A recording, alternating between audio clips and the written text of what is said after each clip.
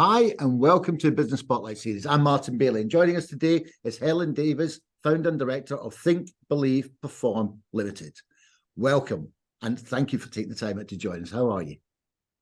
I'm good, thank you. I had a cold water swim this morning, which is always the best start to my day. So yeah, I'm doing good and looking forward to our conversation today. Me too. And by the way, you're a lot braver than I am. A cold water swim. Okay. But then again, the temperatures are still probably not too bad for that, I'd have thought. It's still a bit chilly. I'm not staying in that long at the moment, but yeah, it's great. I love it. I'm sure, and I'm sure there's massive amounts of benefits from it as well. So why don't we start this whole thing off by you telling us a bit about you and who you are and what you do? So my name is Helen Davis, and I run as you said, a sports psychology consultancy called Think, Believe, Perform. And I've been doing that for about the last 10 years or so. And prior to that, I was a primary school teacher for 25 years in education. So I now work for myself. I run my own business, and I work with athletes, coaches, people in business, teams, coaches, individuals on their performance and their well-being. Wow. Okay. So from primary school teacher to sports psychologist, that's a swing. So where did that decision come from?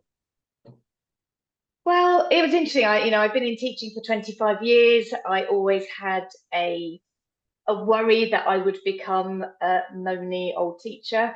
And in truth, I felt like I was slightly becoming that. I felt like I'd done it for a long time. I was ready for a new challenge. Although I'd enjoyed it, I felt I wanted something new. And I'd done a psychology degree back in the day, which is quite a long time ago. Yeah. In those days, sports psychology didn't really exist. And I did a bit of Googling one day and discovered that you could do a master's in sport and exercise psychology. I've been a swimmer for pretty much all my life, competed. I was training with the Cambridge Triathlon Club, and there were a couple of triathletes there who were kind of at world-class level. And they really encouraged me to pursue looking into psychology and sport. And that's how I found the master's degree. And then in my early 40s, I took the plunge and decided to go back to education.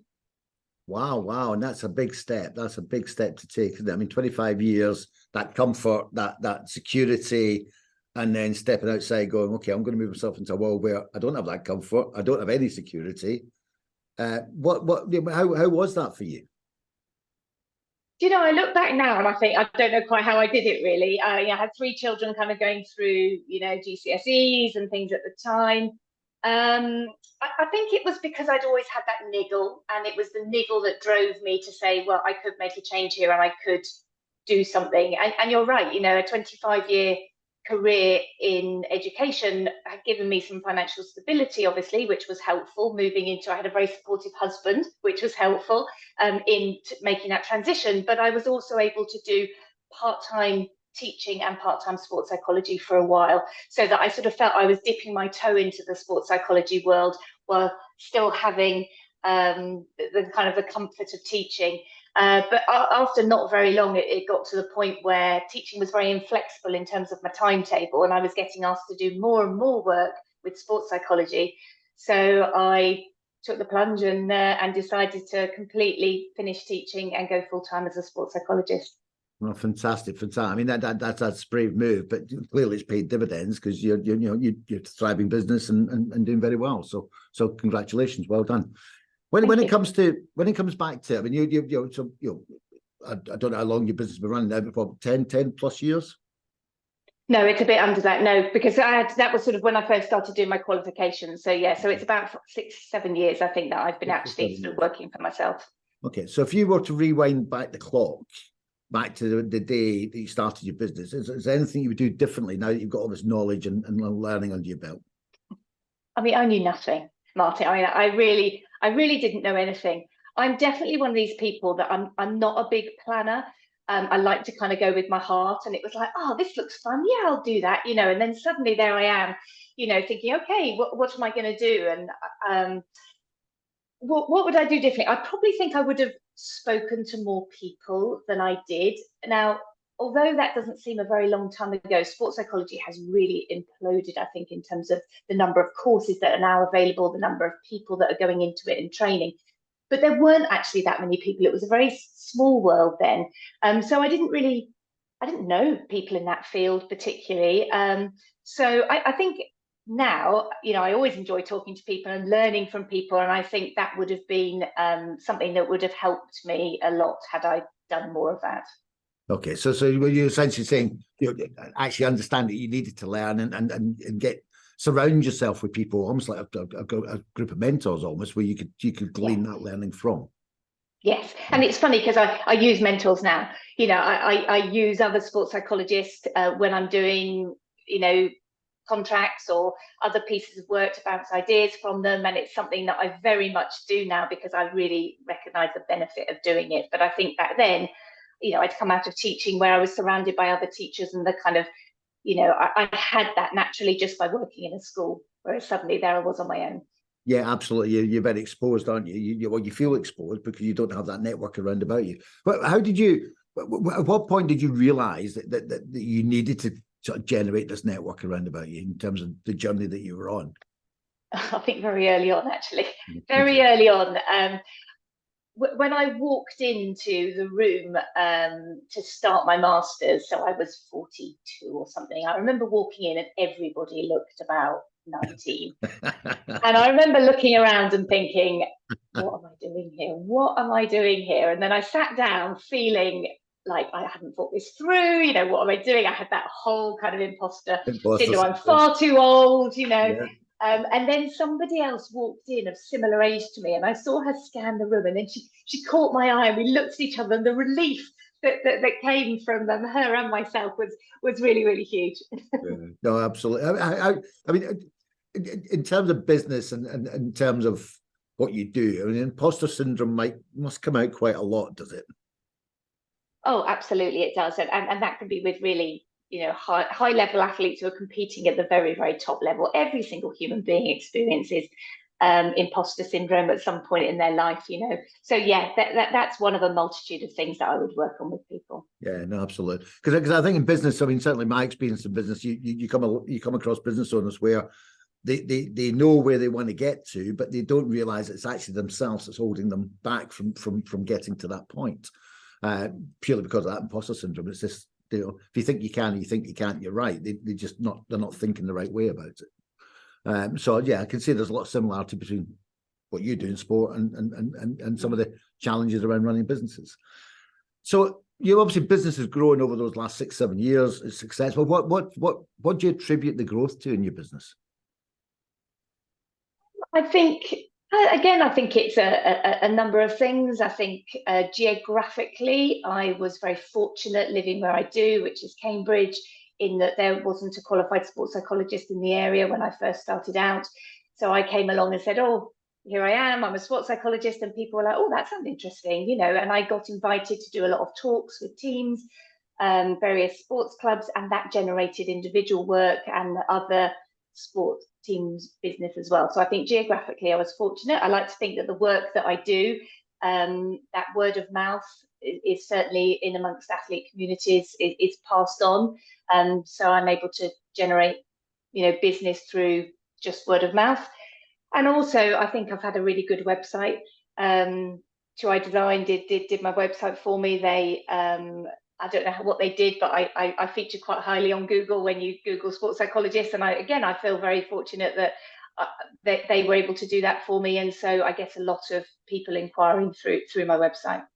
Okay, so a lot of your growth has come down to suppose two strategies, I suppose. So whoever's doing your search engine optimization and your Google ads, if you're doing Google ads, is doing a very good job. Obviously, if you're getting traffic coming through to your website, which is great.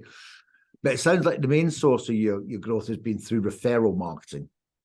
So you call it word of mouth, I call it referral. So referral marketing. So people are referring you to other people because of the work you do. So what is it? I mean, in terms of, is that a strategy you went out with in terms of you were consciously going with that strategy, or is that just a strategy that kind of illuminated itself to you as you were going through your journey? As I said to you, I'm not a huge planner. It just kind of evolved, really. I had no business experience whatsoever going into this, and it's been a very steep learning curve, and I've literally learned day by day as I started it. There wasn't a strategy. My strategy was, and it's funny because I still actually think I have this strategy now.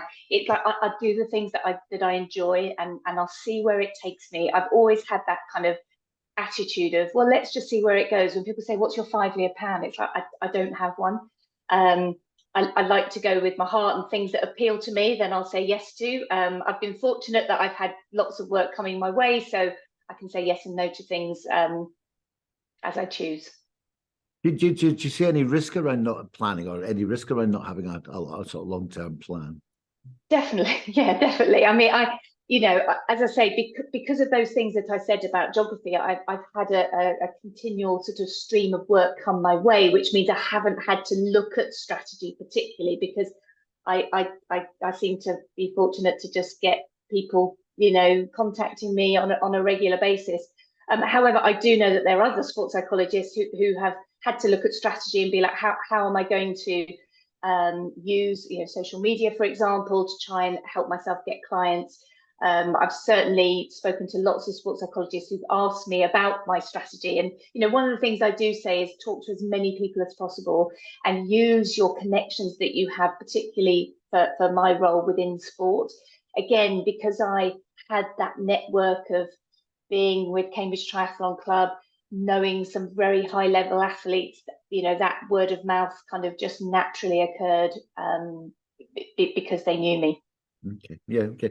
So when you say use your connections, do you use LinkedIn, or just word of mouth connections, networking? I mean, how do you sort of keep those connections alive? So I very much have sought professional development on a regular basis since I have done this. So gone to conferences, and again, networked when I'm there by just speaking to people, hearing what people are doing.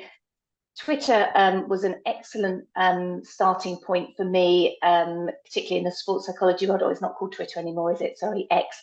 But now that was a really good way of me keeping connected to evidence-based research that was going on in the area, people sharing articles, so that I felt like I was kept up to speed with what was currently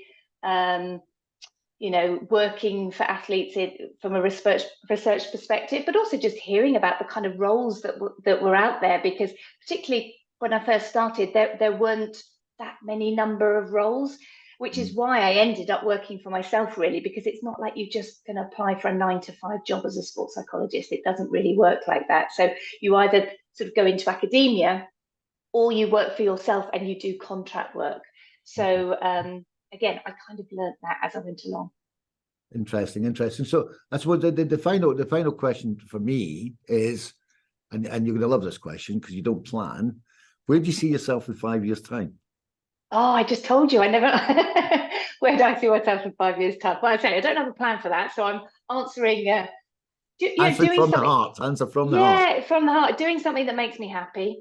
Doing something that makes me happy, where I feel like I'm challenged, where I'm working with good people who work together as a team.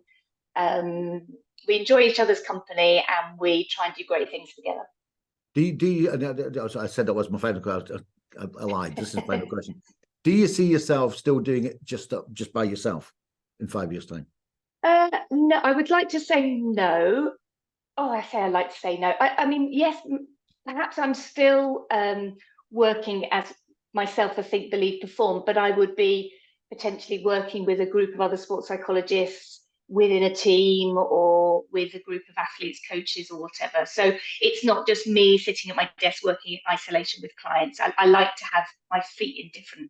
Yeah, but you don't see yourself as having another sports psychologist working for you in your business. You still I have. as...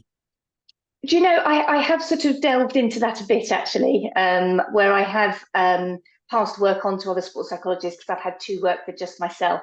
Again, I think that's something where I would need to put more of a strategy in place than I had, because there are an awful lot of sports psychologists that I did pass on work to. And again, I think with that, you then get a whole load of other things that come your way, which I wasn't really prepared for, because I hadn't necessarily planned for it. So I don't know, I think, is the answer. I'll see where it takes me.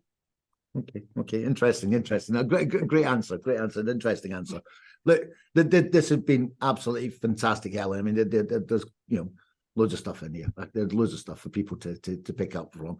And I think some of the key standouts for me is, when you start out in business, very quickly build yourself a network of mentors around about you that you can rely on their advice and their input and their challenge, I suppose, in a certain way to get your thinking into the right place. Absolutely. And support too, just support, somebody who's there to listen, to hear about the problems that you might be having or wanting to talk through an issue that's come up. It's just another sounding board that helps you to think, yes, I'm making the right decision about how I'm going to proceed.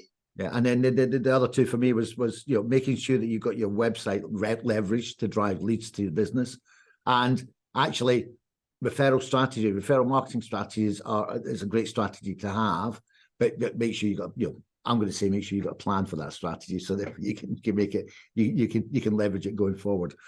So great stuff in there. I just wanted to thank you very, very much for your time today, and I can't wait for our listeners to hear what you've had to say.